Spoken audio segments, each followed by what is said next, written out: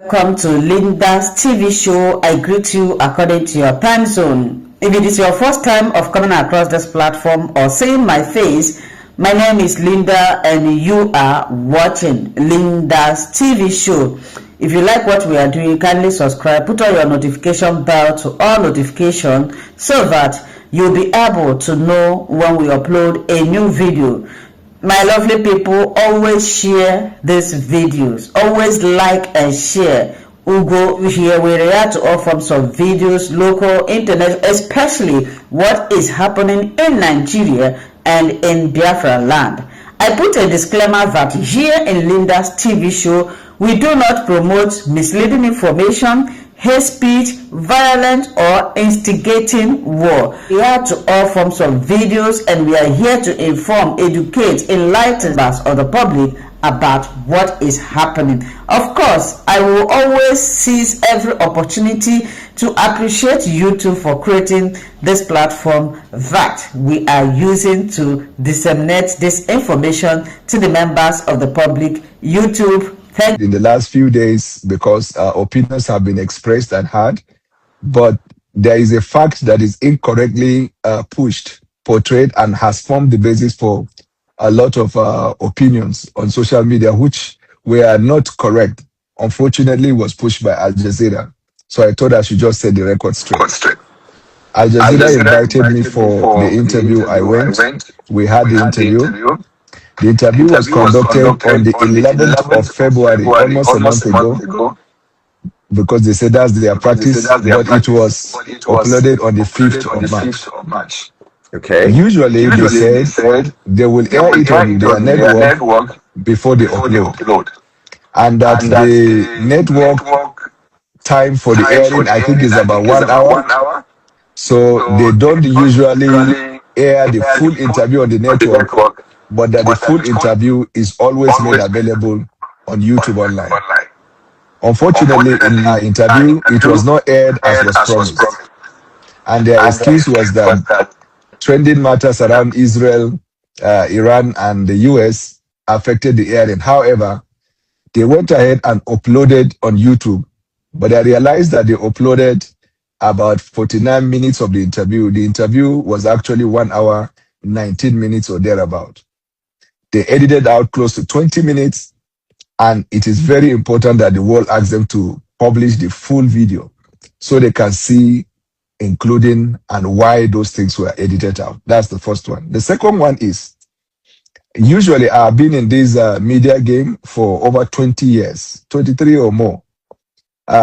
With the advent of technology, after interview, usually TV houses, they upload for the public on YouTube or any other platform for the viewership of the people. I have never come across any interview that was conducted after which the TV house or individual or host will go back, take the interview, doctor it, import extraneous video that were never part of that interview, and publish it and tell the world that that is what happened. So this is what I mean by that. I have seen a lot of commentaries in the social media saying that in the interview, I was asked a question, I denied, and that Mehdi Hassan played my previous comment, and I kept denying and denying and denying. Unfortunately, that was not what transpired. Questions were asked and answered. Those ones that I denied after the interview ended. Al Jazeera went and did a fresh production of 8-minute version of what they wanted to push. And in that fresh production, they now went back to research my previous comments. And what they did was they did cut and join. Where in the interview, I was asked a question, I answered. Since in that same interview, they did not play the past. So what they did now that the interview is over, they went and researched my past comment, picked it, and put it on that particular question and answer. And if you watch the 8-minute clip, it was like that on and on. I have asked a lot of media experts whether it is ethical or that's how media houses do. And this is what I'm told. When interview is conducted, even though they have editorial control, but what they are not allowed is to ambush the person. Any question that was asked and answered, they publish exactly as it is. And if they wish to do a separate production where they will now import things that were never part of the interview, that they will send that to the guest, that this is what we are now adding to our interview to prove that you said this and that. What is your reaction? So that together they will give it to the world. In my case, they never told me. And what they did was that they published this skewed, fresh production first on their platform without even telling the world that this is an edited version that we produce his previous comment and added to it for better viewership. No, they didn't say that. They said this is an episode of that interview, and for full in the interview, follow the link. Meaning, they portray to the public that in that interview I was asked, and when I answered, it was not favorable. They played my previous comment regarding the question that they asked, unethical and illegal. That is what all the media people that I asked, they told me. Unfortunately, I don't know why Al Jazeera did that. And secondly, I also demand that they publish the entire interview, because in the spirit of fairness and for people to form their opinion proper, they need to publish the full interview. That 49 minutes was not the full interview. But in fact, what people are forming the opinion on is not even the 49 minutes. They are forming the opinion on the widely circulated 8 minutes or thereabout of the clips, and they broke it down into 2-3-2-3 to push an agenda. Whatever is the reason Al Jazeera decided to do that, honestly, I don't know. Because I checked through their history and record, they have never done that to any guest in the past 14 years. Only in my own case. There is a difference between a teaser and a fresh production. A teaser is a product of the interview itself. This, what they are publishing, what they published that went round, is not only the product of the interview, but it involves the importation of extraneous videos that were never part of the interview. And I see a lot of people, when they're giving the interview, they've been forming that opinion on the basis of that. And I now said, Ashiwaju, straighten that. There are many other issues that they will come up with time, because I don't believe and it should come out and litigate. But at least the viewing public should know that what is being portrayed, that is not exactly what happened. One more thing. They said I was asked and I was denying that I said some things against my principal, President Bola Tinubu.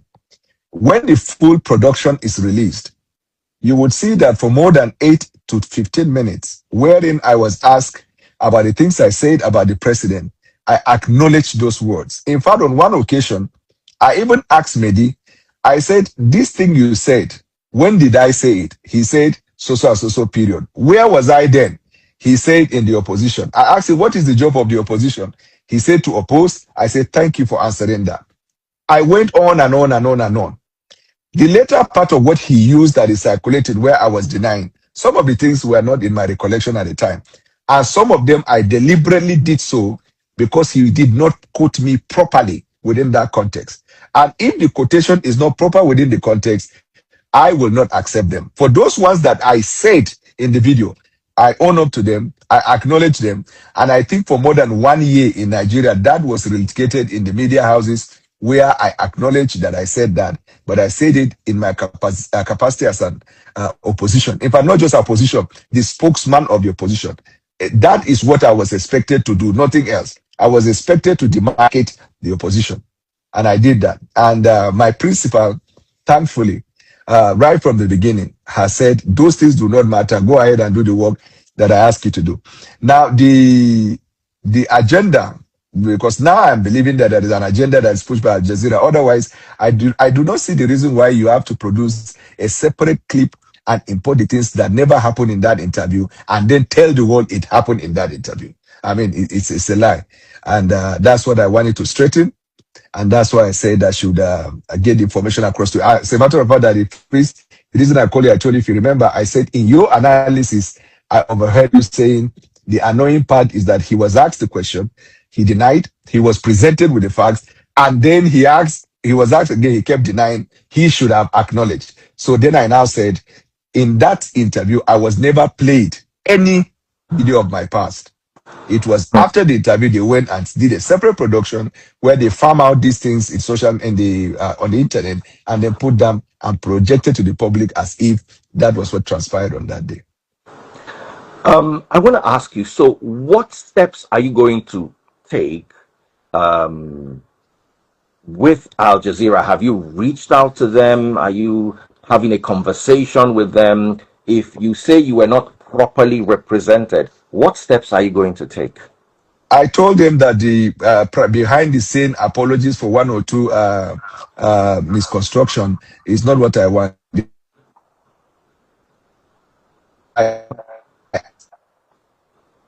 But whether it was ethical.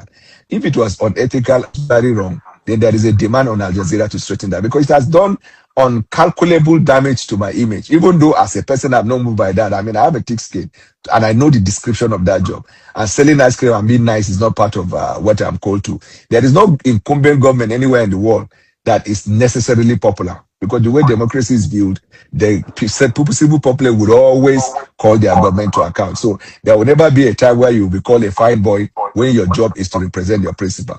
If the masses watch the full video, they will account whether or not I defended every policy issue that he raised about the government of the Federation. And I, quite frankly, I regretted going to that meeting because I thought, like the way they made it out to be, that they were going to discuss our government, the policy, and challenge us on that. Because that's what I'm appointed to do. That's the only thing I'm obligated to do. If you are going to ask about my person, I'm not obligated to answer you. So if I knew that is the only thing he was going to focus on, I would simply exercise my right and say, I don't have time for that. But he led me to believe. And when they apologized, they said that usually they used to tell their guests that they will also challenge your Do you have their apology credibility. in writing, recorded, any way or form, or they just, how did they apologize? It is not in my person to record any communication without the person knowing. We have written to them. And that the first I want to assure you, some of these things, it won't be long. You will see the out. If it doesn't end with them apologizing publicly, it will end in the court of law in England.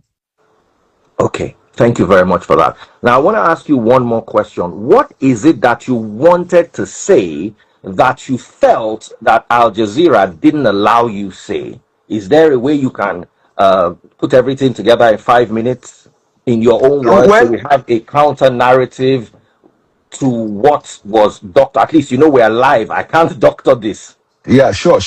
And to be honest, I am not really the type of person that run away from interview. That's why in my statement I say anywhere in the world before any person I will appear and defend this. To defend this government is easy. I mean, President Bola Tinubu has achieved a lot. All I need you ask me answer, but you don't want me to even answer it. Those who observe that, I see a lot of senior media people who said he will ask you a question, but will not even allow you to answer because that was not of interest to him. So that is that to me is up to him, whether it's a pure journalism or it is his own style. I know those who are able to research about his history and the controversies associated with him. They say he does a lot of lying by omission. He does a lot of cherry picking of facts. He does quite a number of things. It's not my problem. I mean, when I'm before you, I should be able to call you to order if you're doing that. But I didn't know you're going to discuss my past. Otherwise, I will come with your past too. It's a debate. And it's all fair in war or in peace. But you said you're going to talk about the policy of the government. I came and you touched here and there, and then that wasn't what your interest was, and then you went into other things. So as a man, I take it to the chin. I mean, I will not cry over the question I was asked. I have answered the question I was asked. Those ones that I refused to answer, I didn't do that without intent. I knew it, and I knew why I did not answer because I had answered them earlier, and he wanted to use that to just waste the time. Some of them were not, I couldn't recollect at the time. And some of them, they are not the total issue. Like, it's like there is a part you are saying that I said, but you've then added with the ones that I didn't say. Those ones that are in the video, I actually said it. I mean, it's there in the video. There's nothing to deny about that. And I made it clear that when I said it, I wasn't in APC. I was in PDP. And it was my business to say what I said there. Okay. Free and fair. What do you think? I want you to talk about this government and the policies of this government and how they are affecting Nigerians and the plans this government has for Nigeria, in your own words. When the president took the oath of office, there was no money in the government for him to run. In fact, even the handover that was done to him, there was nothing on ground. There was a legislation that was passed in June ensuring that few months, either a month or so after his appointment, that the subsidy would be stopped. Even though if he didn't want the subsidy to stop, he could have brought a legislation to extend the time. And then also, the insecurity. Before Buhari left, people were in Buhari here. They in Abuja, those people who live in Abuja, in the daylight, they come and kidnap people. So the story of where we were at that time, I don't think it is new to people. So, and then on top of that, the president knew the pain, but he introduced the policy because that was the only option available to us. Now, after 1 year, getting to 2 years, all of the indices and statistics that were against us then have turned in our favor. If you look at the inflation number, how it has been dropping 111, even food inflation 1111. If you look at food prices of food items, you will see it over a period of time. The area of transportation, you have seen the effort of the government in introducing the CNG and some other measures. It is something that will take time before it will spread. In the area of education, for example, we've introduced the NEL fund, and over 1 million people have benefited from it, and it keeps going as long as we get revenue. You have seen how in revenue, the revolutionary progress we made in generation of revenue in Nigeria. For the first time, we are boasting of non-oil revenue to do infrastructure, to do a lot of things. If you look at in the area of security, which is what is confronting us very deeply, the first 2 years of the president, insecurity wasn't the problem. But sometime last year, when this issue of Biden came, we started seeing back-to-back insecurity situation, which nobody in this government is denying that there is a security situation. We are only telling the Nigerian people the effort we are making, and it's there for them to judge. This is a country of less than 350,000 soldiers, over 200 million population. The landmass of Nigeria is more than European countries, and we have ungoverned spaces in every part of Nigeria. The police system is little in number. But look at what the president has introduced, the forest guards now. Look at, he has told all the security platforms to begin to recruit more people. Take them to NISA camp and there will be fresh recruitment. And we are taking those measures. Intelligence gathering. In this 21st century, you cannot win war without intelligence. And intelligence is not just human intelligence. There are tech intelligence in varied fields, surveillance and all of that. In Nigeria, for example, if the cost of doing a surveillance, if they tell you the cost of doing surveillance, for example, in one part of Nigeria, sorry, lost the network. I don't know if we're back. Yeah. Can you hear me? Yes, I can hear you now. I just wanted to ask.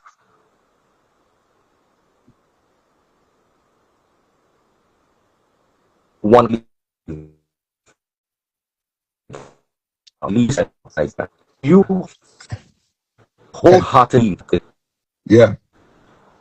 Can you hear me? Can I take that question again? Yes, take it again. I just heard wholeheartedly. Could you wholeheartedly? Because one of the statements I made in my video was politicians are always all over the place. Right. So I want to ask you, do you wholeheartedly believe that this government is the best government for Nigeria? Do you wholeheartedly believe that this government can solve Nigeria's problems?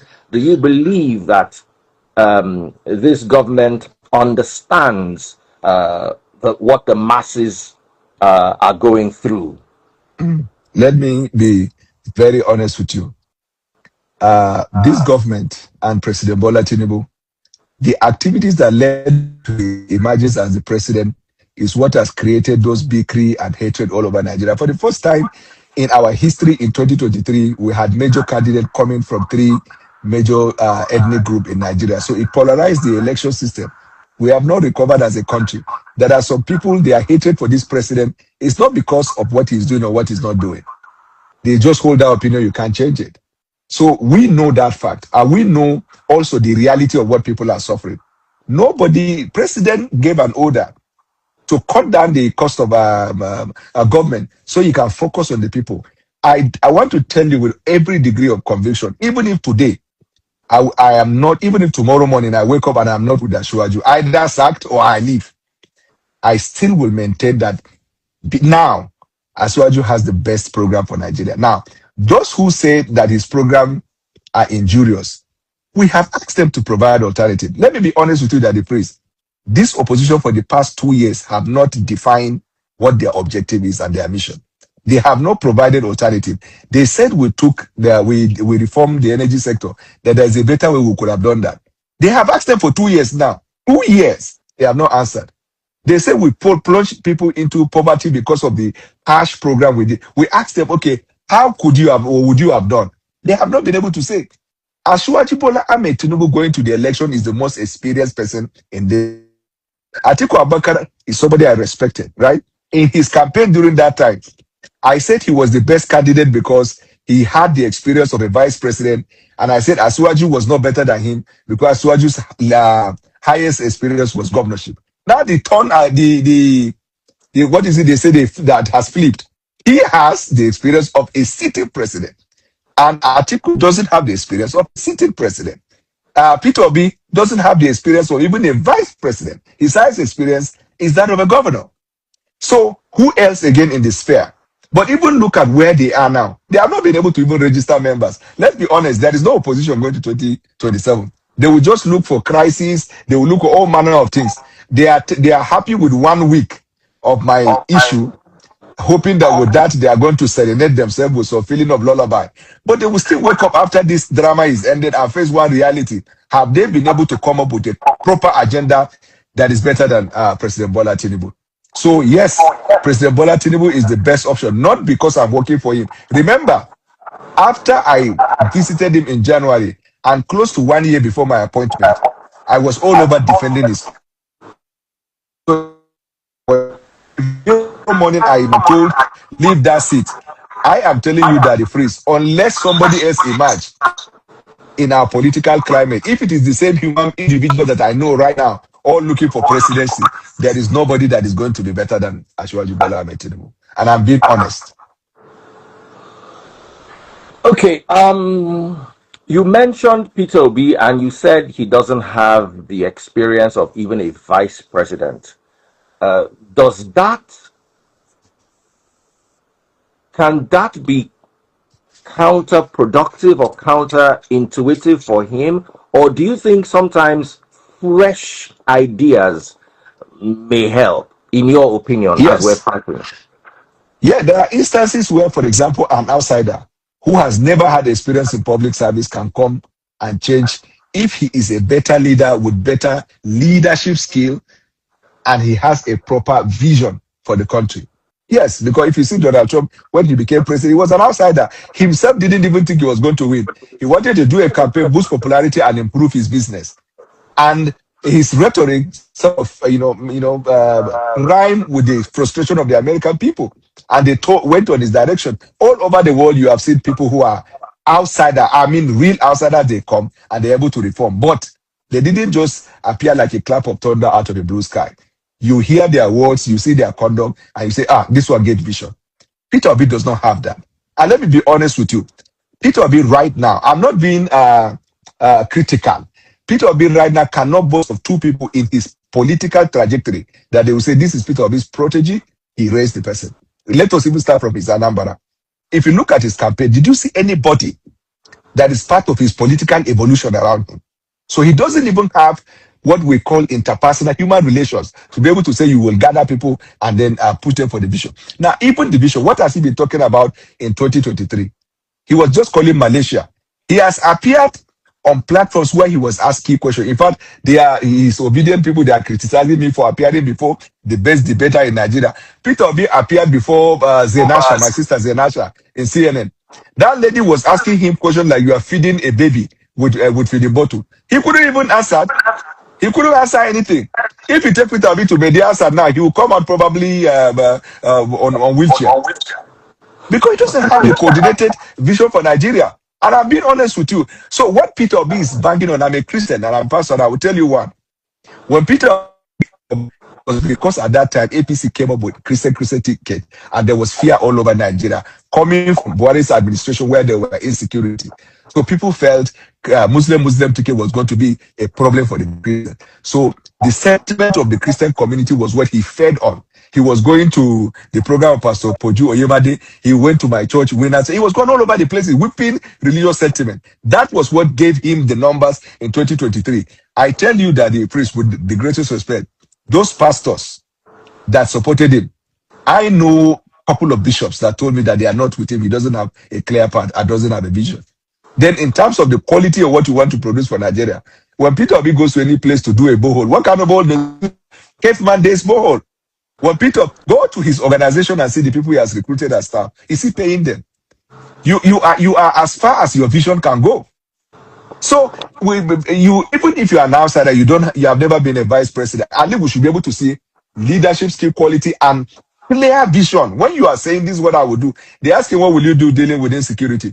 He told the Arise people, I will not talk, I'll keep it because I don't want the enemy to take advantage. Oh, so you will just come like that, like are you okay, you don't have to talk to the details.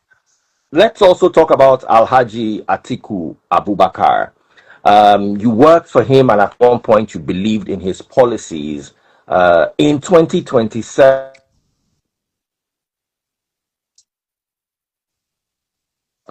and what do you think Ashiwaju's strong points are over Alhaji Atiku Abubakar? So in 2023, when I campaigned for Atiku, I was of the opinion that Atiku, as someone from the private sector, was more better suited to galvanize the private sector to push Nigeria. Because when he was under Obasanjo, the little time he was given that opportunity, he was able to put the private sector together. But there was one thing that Ashiwaju, anybody who has seen Ashiwaju now as a president conducting the affairs of this government will now say that quality he has is more superior to that of Atiku in galvanizing Nigerian private sector. Look at the way investment have been coming into this country. And look at the way businesses have tried, domestic, indigenous businesses that have tried because of that visionary skill of Ashiwaju. But let me tell you the greatest strength. Ashiwaju Bola Ahmed Tinubu came with the mindset of Abraham Lincoln. There's a book you see, Lincoln on Leadership, executive summary for tough times. How to, what is that word? How to draw a national consensus in pushing the country. When Ashiwaju came on board, his own party and governing people were fighting him for collaborating with the opposition, for meeting people who are not in the government. Look at today, that leadership skill. We have taken 98% of the governors in Nigeria. Nobody came under coercion. In fact, let me even tell you, there was a time some of the governors, we were not even in a rush to take them. We were just saying, wait. Now, that kind of skill, I have not seen it in Atiku. So there is no, if you are going to judge me, you judge me on what is on ground.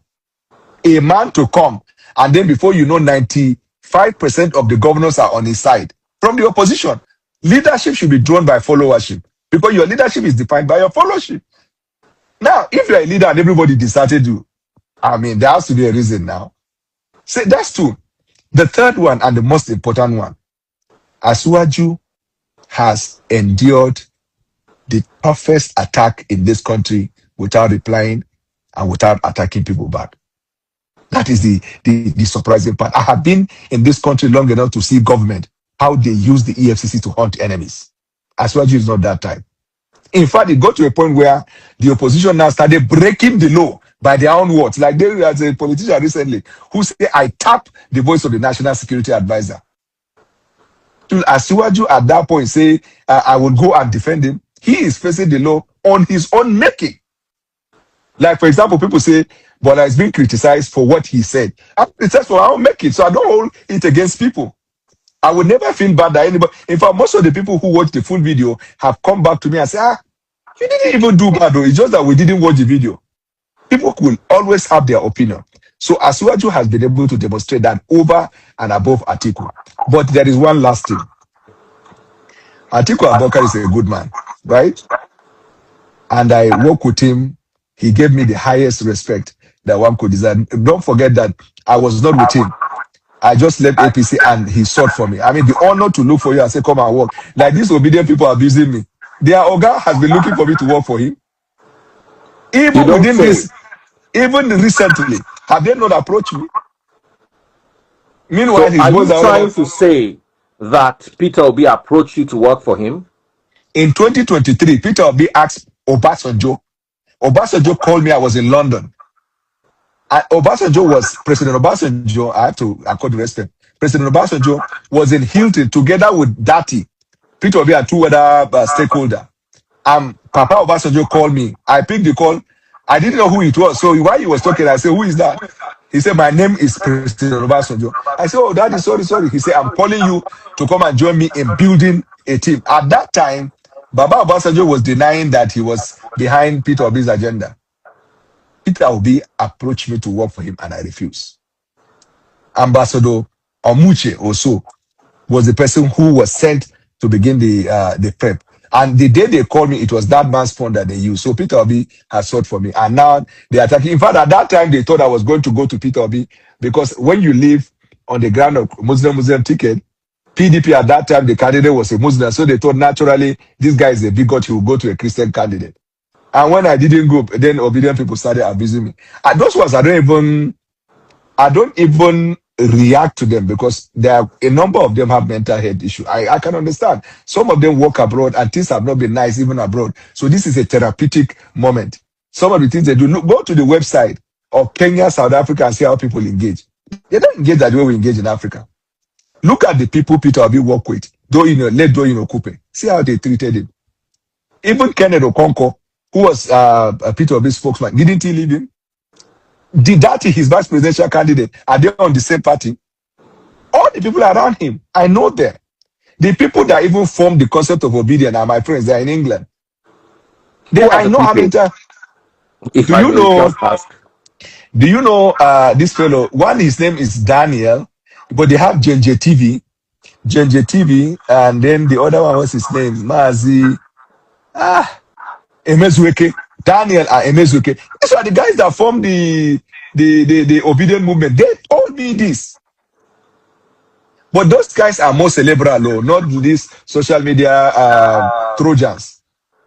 And Peter Obi's factor in Nigerian politics is the reason why there is polarization, there is hate, and there is problem. Because right from the get-go, Peter Obi was the first politician, to the best of my knowledge, that entered into that presidential race with very bad rhetoric that divided Nigeria. And we will never recover from that. How do you mean? He came in with a religious agenda, right? He was telling everybody, take back your country. He goes to Catholic Church, he goes everywhere, take back your country. Where was the country at the time? In whose hand? And then you see bishops, some of our bishops and our bishops, the way they prophesy on the altar. Some of them were proved wrong and they came quiet after election. God told me Peter Obi will get, God told me, and God doesn't work like that. God works with Cyrus. If God wants to have his way, whoever is on the throne, it doesn't matter to him. His will will prevail. But the idea that Peter Obi is saying the country is this because of religious something, it created that dichotomy across religious line. Now the ethnic one is even more. They won Lagos and they made the whole thing about Yoruba and Igbo. You should know that if you have been around in the election. He won Lagos and he made it about tribal thing. The people who package Peter Obi are Yoruba. He's not even grateful to tell you the honesty of the Yoruba people. Baba Obasanjo is behind it. Then you see them doing Okupe. All of these guys, Yoruba guys package him. Even the pastors that supported him are Yoruba pastors. Because in Nigeria, Yoruba pastors have the highest number of churches. Instead of him to just write on unity, he now turned it about religion, then later break it down about tribe. That's why they started losing people in the obedient movement every now and then. Now what they are left with is hatred, bigotry, and bitterness. That is all they're left with. And that's what we're entering into this election with. They will say they even want Nigeria to be taken over by military. I mean, people who say that they're democratic people in their head. Peter Obi will never come out and acknowledge something that government has done. He will rather want to feed off of the negative narrative. He leaves Nigeria, he demarcates Nigeria. He comes to Nigeria, he works like that. It's bad. I would rather take bullets for my country outside than for me to give up my country because I'm trying to please a white man. Because after all is said and done, this is the only country that we have. Okay, Mr. Daniel Bwala, thank you so much for coming and thank you so much for sharing your side of the story. The platform is a platform for fairness, and if anybody disagrees with Mr. Bwala, you can send me a message from any of the opposition parties, from the Labour Party, the PDP. If you think that what Mr. Bwala Mr. Boala. Can I, is the right Yeah, pronunciation? you pronounce correct, Bola, and I'm a Yes. Nigerian. Yes. So, if you feel that what he said is wrong and you want to challenge or agree with or add something to it, please reach out to me by DM or by email. Thank you, Mr. Boala, and thank you, And everyone. and one more thing, you are free to contact Al Jazeera to verify whether what I said today about their extraneous production and the falsehood that they portray, whether it is right or wrong. All right. So, Thank you. and whatever comes out of it, whatever update, legal, apology, whatever, please keep us posted. Madness to Abia State. And I Regarding saw calling the attention of the Abia governor. and I saw that Hope Zorima, if I'm right, I saw that he hosted Iranian ambassador in Imo State. Yes, he did. So you can clearly see that not be today Hope Zorima start to. You remember say they say any Igbo will marry Fulani that he go pay for the marriage. You remember that? Yes. Because he's all out to get our place so badly infiltrated. These are some of the assignments that, these are some of, I mean, these things are very obvious for even the deaf and dumb to know, So, Hope Uzodinma, the Iranians, they are on this loggerhead now with the Western power, notably America and Israel, and is inviting him to come and propagandize the situation in Imo State. Madness. So let him also know that even the walls have ears. They're taking record. The world is taking record. They are taking record. Yeah. Yeah, they are taking record. He is not the right. president. You just remembered a very important thing. I saw that video where he was hosting Iranian whatever. Because that was also how the Nigerian government invited Hamas at the peak of that 12 days war, right? Yes. This Tinubu government invited Hamas leadership. They came to Nigeria, and the world saw all that too. Israel and Hamas is an internationally recognized terrorist group. So for you to embrace them, it sends a very powerful message. Absolutely. And so if anybody is wondering why the focus, why efforts has been shifted, why they are now focusing on Nigeria, Israel, and America and the Western world, these are your reasons there, because we didn't see Hamas lead.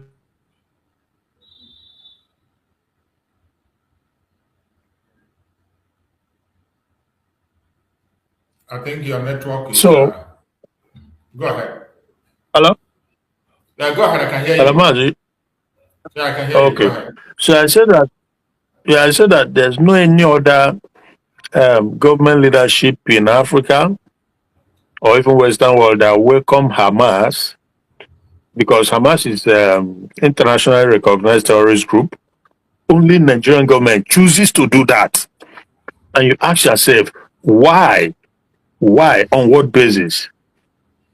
They have to. So is it because they have come to the assumption that Nigeria is an Islamic country, and they are in solidarity with Hamas or with Iran? Is that why they are doing what they are doing? Okay. My brother, but this can never be the same again. I saw a video where this terrorist Pantami was crying over the death of Kameni. Pantami was crying, shedding tears over the death of Kameni. Okay. Look at the kind of protest they are holding in the north. The entire north, they are protesting. Yeah. Yeah. And they put the flag of Israel and flag of US on the ground, and they were walking on it. In the north. Yeah.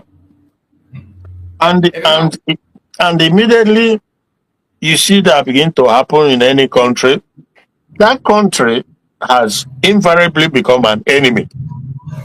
Absolutely. Iraq was doing it for decades. Libya were doing it. Syria where, Iran the same, Afghanistan the same. So you see how the list goes, and Nigeria is doing it. They've been doing it too, and they continue to do it. So that tells you everything you need to know about Nigeria. That Nigeria is enemy of the civilized world, and we shall see how it ends.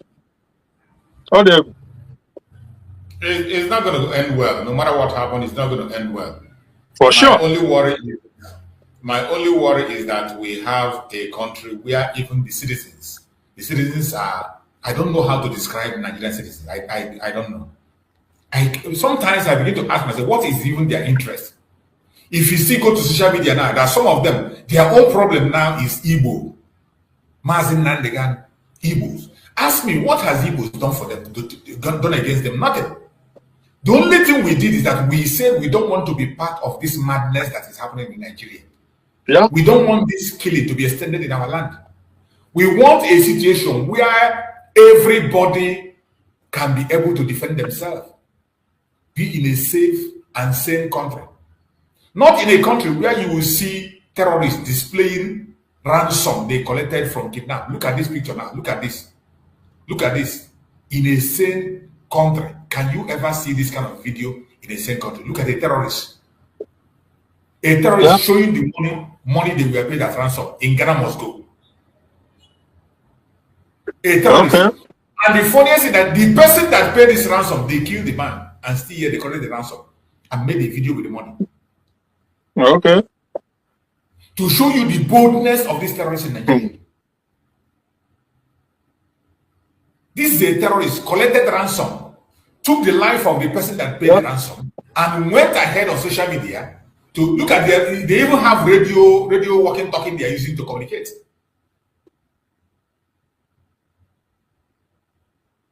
This is Nigeria. They call it a sovereign state. This is the sovereign state they're talking about. Can you see this happen in any country? In any country that terrorists will be bold to collect ransom and they will come to the social media, upload a video and show it, yes, we have collected. Which Ghana must go filled with money. And these things is happening. People in that country are still going about their businesses. They believe, oh, nothing is wrong. It is business as usual. What have they done to this zone? And the only reason why this thing is happening is because of conflict of interest. This is one reason that everybody should look at and begin to pursue and speak about peaceful disintegration of Nigeria, that everybody should go their separate ways. Because of this conflict of interest. You cannot have a caliphate of its own, and they will be terrorized in this way, and you will not see the citizens coming out in mass to protest. You cannot have a Yoruba nation where Yorubas with a single interest will be, and the bandits will be ravaging the whole nation, and there will not be an outrage. You can't have a Biafra land where terrorists will come to begin to operate. Life of people will be insecure, and you don't see the masses come in mass and protest, speak in one voice. But in Nigeria, do you know that some people feel that these terrorists are operating for their own interest? Some politicians like what is happening for their own interest. That the more it continues to happen, it gives them the leverage to win a vote, to win an election. Some believe that it is for the benefit of their religion, for the interest of their religion, and they support it. Because of the conflict of interest in Nigeria, this evil will never stop. You will continue to see people like Sheikh Gumi who come to tell you that going after the terrorists is needless, that you should negotiate with them. Till tomorrow, he is still calling for negotiation. While he is busy calling for negotiation with the terrorists, when he comes to the southeast, he will tell you to recruit the youths to go and kill the innocent people who are asking for self-determination. And the idiots that we have as politicians in the southeast, they will go and recruit youths. An advice collected from a terrorist. Some of us have forgotten that what is happening in Imo State today is an advice that was given by Sheikh Gumi. Yeah. But when Shegumi came to the national TV to give his advice, people thought, oh, he's a madman, he's talking rubbish. But we woke up and we saw that that thing that advice he gave them was what the governors implemented. And today you see, and masters. Go ahead. Yeah. And yeah, and masters. Okay. Am I coming out? Yeah, I can hear you. Go ahead. Hello? Yeah. Yes, I can hear you. And Shegumi, and Shegumi, just like Shehu Sani and the rest of them, they are lying to the people, deceiving the people, because the people either they have short memory or whatever it is, I don't know, saying that these terrorists, that they are Nigerians, when everybody know that they are not Nigerians. They were brought into the country from the entire Futajelon Sahel region. We know that. So why is he now trying to make them automatic Nigerians? Yeah. You know why? You know why? Because that is their part of the agenda in the first place, to bring them in, people who are not Nigerians, make them Nigerians, and using them as their foot soldiers, and using them in every other advantageous situations, including voting, including census, just name it. That is what it's all about. So Shehu Sani, I've seen Shehu Sani say that they are Nigerians. But you know that they are not Nigerians. How is somebody coming from Senegambia becomes a Nigerian? These are people that they all came down from there. Bala Mohammed told us how they are bringing them into the country. Buhari opened up the border, they all flooded. And Shehu Gumi himself is telling you that there's nothing you can do about it, that they are here to stay, that they are Nigerians, and we must,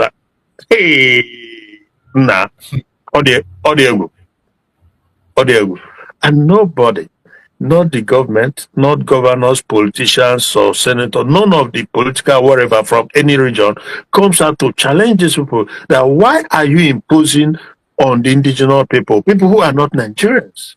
That we know how they came in, how you people brought them in. Hundreds, if not millions of people who are not Nigerian, you brought them in. Now you are telling us that they are Nigerians. How? So that is all part of it, that the government should create, in other words, create a budget, or a ministry for them. They become. Of course, the governor of Bauchi State said it. Yeah.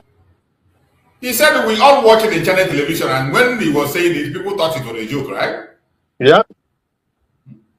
Yeah. So obviously, but I pray to God that the likes of the Udele and his likes, oh God, that guy Udele.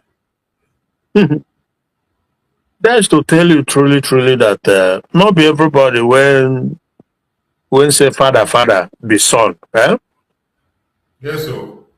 Because the position of that Udele and some others like him, I begin to wonder. So this is how enemies can infiltrate a people, that even the one you think is your own becomes your enemy. That is what is playing out. I've seen that Udele many times, and I've asked myself question. Is it the monetary gain that he gained from the Nigerian government, or is it that he's just living out his true bloodline? Or is it, I just ask so many questions. The boldness coming out to challenge and to this and to that, because you have the Zoo soldiers behind him. That is what that is the power he always exercises, because they surround him with the military, the Zoo military people. Yeah. And he feels strong. He feels he's untouchable. All right. Every Biafran must continue to prepare themselves. We must continue to prepare ourselves. That is why sometimes when I think of the situation of the Biafra struggle now, it is very painful. But in every situation, I know God will always make a way where there seems to be no way. 100%. And I believe the presence of the United States in America also I see it as a defense and a deterrent for these people to extend to the south as fast as they wanted to, more especially Biafra land. More especially Biafra land. And nobody can tell me that the US is not seeing what is happening. With this wave of protest that's going on, why the North is there, stepping their foot on their flags. In the Southeast, you see the Southeasterners raising their flags. They see it, and they know that when it comes to governance, the people that represent us in government, they are different from us, and they are not speaking for our behalf.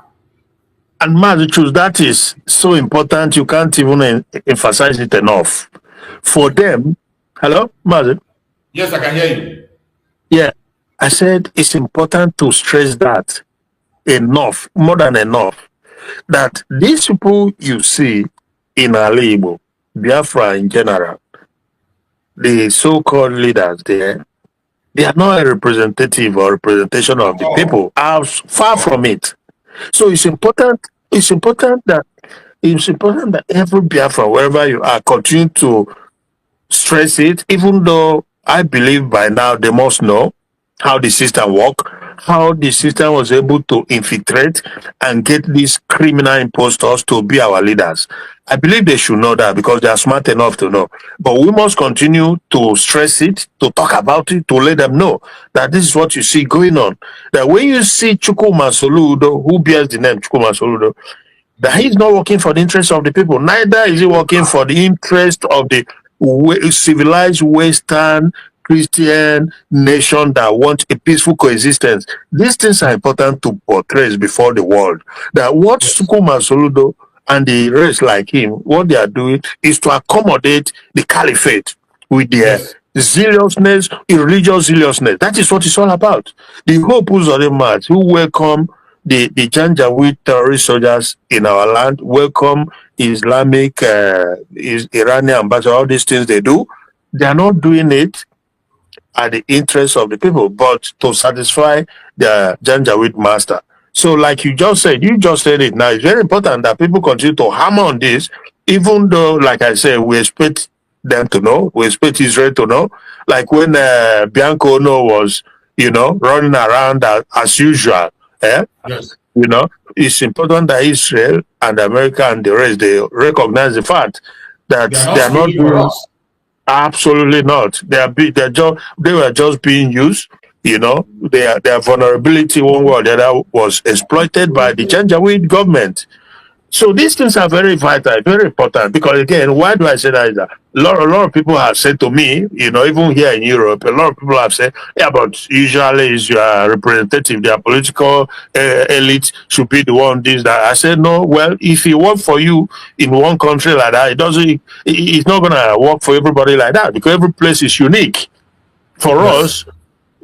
So I'm always able to stress it well enough, well articulated that at the end they will just give in because So that is the point.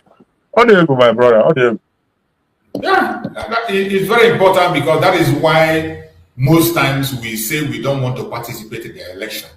You can imagine that the person they have today, the drug baron in Asra today, came to power with only 10% of the population. Only 10% voted for him. Is that not a shame? Where do you see such a thing in the world? Only 10%. And he still calls him a legitimate person.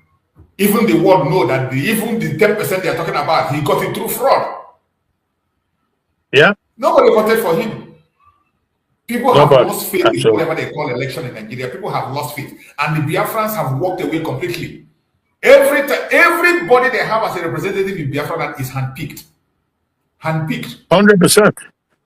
And the fact that now as we speak, I just saw it either yesterday or this morning, they said that Igbo APC leaders, well anyway, okay, when they say Igbo APC or Southeast APC, they are invariably referring to the Devil Mahi, the Soludo, even though it's not APC, but he's literally APC himself.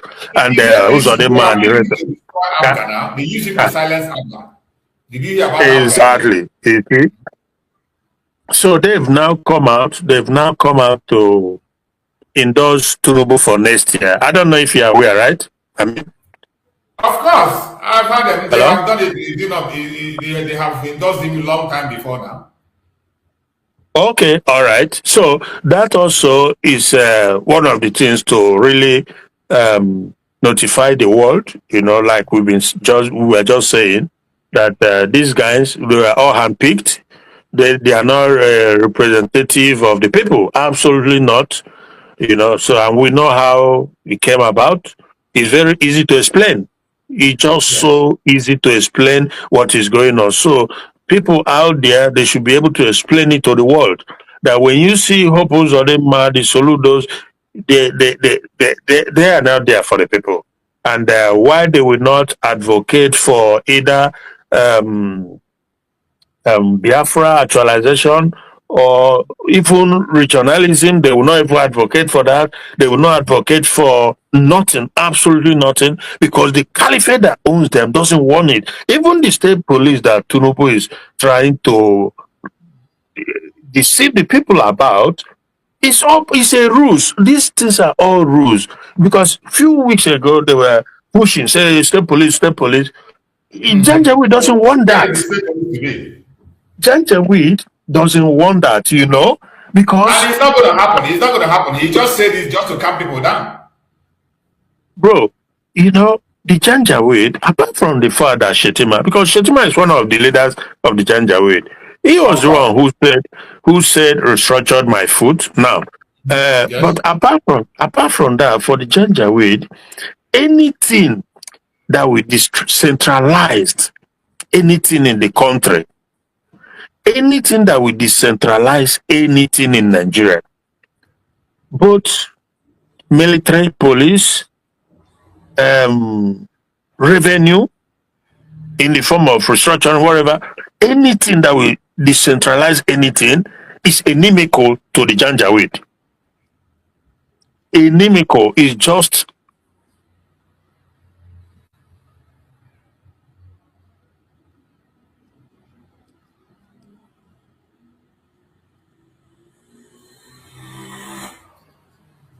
We've lost you. We can't hear you. We can't hear you. so. Bro, please. Okay, go ahead. We can hear you now. Maz, you can hear me? Yeah, I can hear you. Go ahead. So I was just saying that for them, they are so against any form of decentralization. They are so against it because that will make their job of taking over the whole place a little bit difficult. It poses a hindrance towards their effort to take over everything. That is why they are so against it. When you talk about restructure, they say restructure my foot. And they have at the National Assembly, they made up figures and representatives to counter it, right? Yes. So, so all this whole thing, we understand all these things. And when you see these people, they say they are Biafran representative or Biafran politicians, they are on the same boat because they are working for the Janjaweed that put them there. So these things, why we keep saying it and keep repeating it is because we want it to continue to sink into the ears of the people who, brother, oh, there you go, brothers. Thank you so much, my brother. So this 1 million match, everybody in Biafra land, you must have to pay attention to it because it is legitimate. Because I saw our lawyer Ejimako posted it on his platform. He shared it. So if it is not legitimate, you cannot see it in Ejimako's platform. I saw Ejimako posted it also. 1 million match for Mazi Nnamdi Kanu freedom. Aba 12th March 2026, being tomorrow. So we are going to follow it up and see how that 1 million march is going to go. It says, Coalition of Lovers of Freedom, free our leader, Mazi Nnamdi Kanu. So the 1 million march is going to be held tomorrow, being 12th of March 2026. So I just saw now, for the fact that Allah Ejimako posted it, it is confirmed and something that must be paid attention to. So if you are in Biafra land, you must pay attention to that. If you are in Aba area, try as much as possible to be part of the 1 million march. It is very important. This is a very interesting Yeah, time. Yeah, go ahead. Yeah, I was gonna say that I think I'm just hearing it now on this platform for the first time, but it's a good development. Anything Yeah. that creates awareness is a bonus Yes. because we know that at the end of the day, the incarceration of Mazi Nnamdi Kanu, the continuous incarceration, is also part of what I will call a global conspiracy. It's part of it Absolutely. It is. because if there's any sincerity in you, I don't care whoever you are, you will know that Nnamdi Kanu is an innocent man. And the day that the pronouncement was made, there is this congressman, a black one in the United States, that talked about it that same very day, and all the um, injustices align with the sentencing. He talked about it all.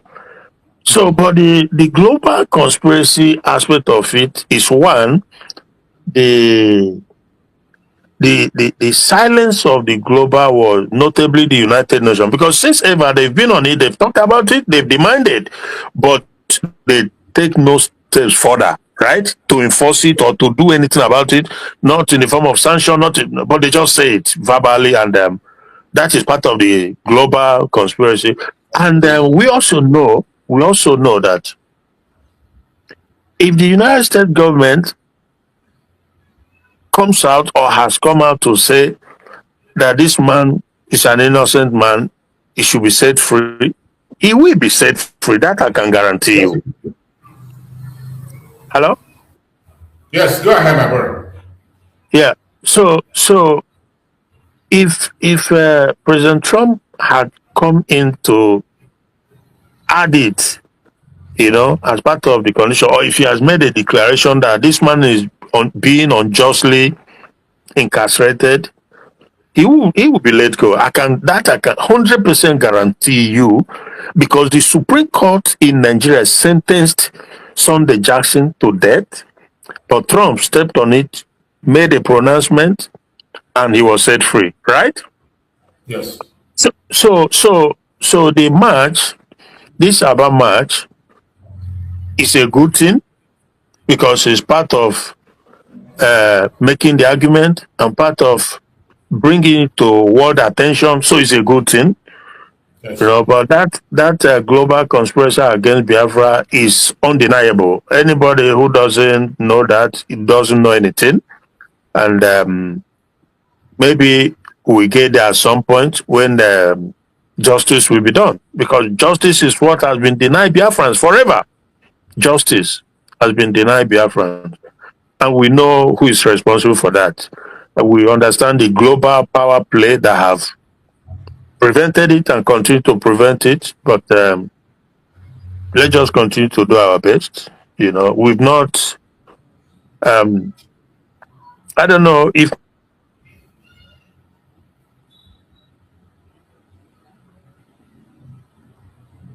free. Hello, Mad. Yeah, I can hear you. Go ahead. Okay, so you get that point I made, right? It cut off. The line cut off before you came back again. Just take it again. I said, I was saying that if this current United States government, if they have made, or if they have come out to make a pronouncement that Mazi Nnamdi Kanu is being unjustly incarcerated and should be let go, he will be gone. Definitely. They would have let him go. So okay, that's why I want to see if you acknowledge that. If because this is why I feel very strongly.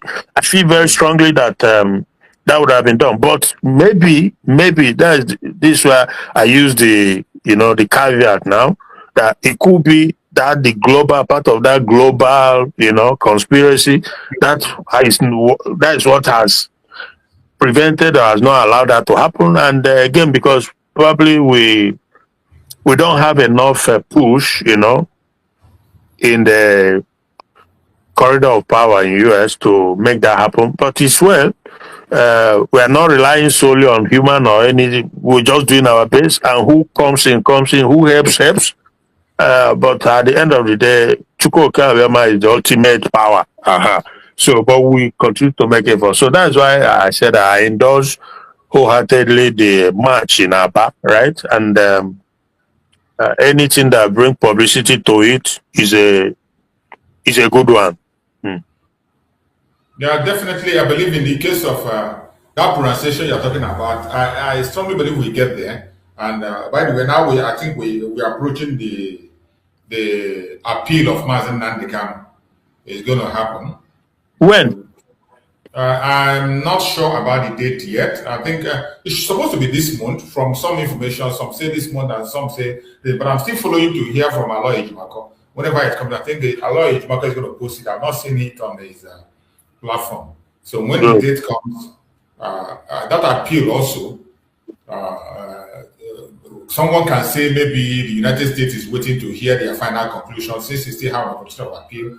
But we believe that statement is going to come in at a point in time, because the case of Mazen Nandekano is no longer a local issue. No matter how we have shouted it, just like you said, when the case was going on, somebody spoke about it in their hearing, in their.